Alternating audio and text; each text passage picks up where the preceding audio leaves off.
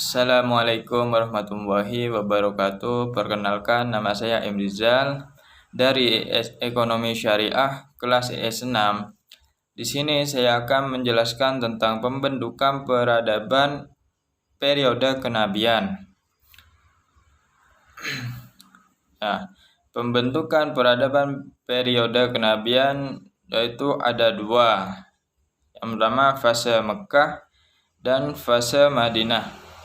Yang fase Mekah, metode dakwah Nabi Muhammad SAW. Konten yang kedua, konten dakwah di Mekah. Yang ketiga, bentuk-bentuk penolakan dakwah Nabi SAW. Yang keempat, faktor-faktor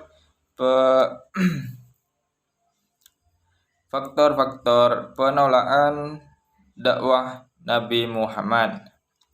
Metode dakwah Nabi Muhammad SAW ada tiga. Yang pertama rahasia, yang kedua terang-terangan di Mekah, yang ketiga terang-terangan di luar Mekah. Konten dakwah di Mekah. Pendidikan tauhid. Yang pertama pendidikan tauhid dalam teori dan praktek.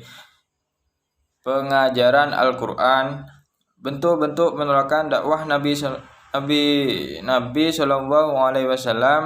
pertama lunak, yang kedua semi lunak, yang ketiga kasar atau keji. Faktor-faktor penolakan dakwah Nabi Muhammad SAW. Yang pertama ada bidang politik kekuasaan, yang kedua ada sosial atau persamaan derajat sosial, agama dan keyakinan. Yang keempat budaya atau taklid kepada nenek moyang. Yang terakhir yaitu ekonomi. Lanjut fase Madinah.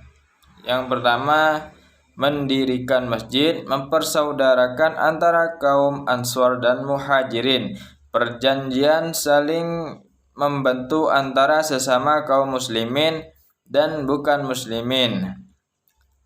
Ya, bisa disebut seperti gotong royong. Meletakkan dasar-dasar politik, ekonomi, dan sosial untuk masyarakat baru.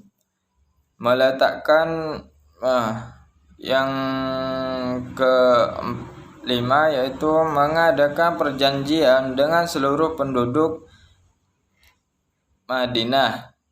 Yang terakhir yaitu memperkuat kekuatan militer.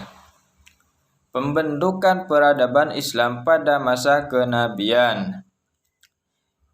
Yang pertama yaitu Madrasah Aliyah, Madrasah Al-Arqam atau Madrasah Masjid Nabawi. Yang kedua Nabi Muhammad SAW sebagai pemimpin.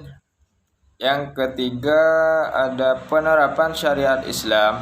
Yang keempat pemeliharaan Al-Quran. Yang kelima ada peningkatan harkat dan derajat wanita.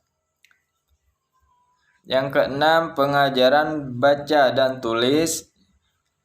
Yang ketujuh pembangunan masjid. Yang kedelapan perkembangan sastra. Yang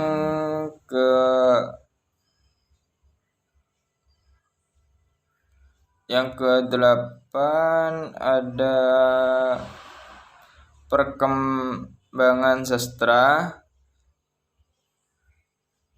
Yang kesembilan ada penghapusan perbudakan. Yang terakhir yaitu pengembangan taktik perang dan diplomasi luar negeri.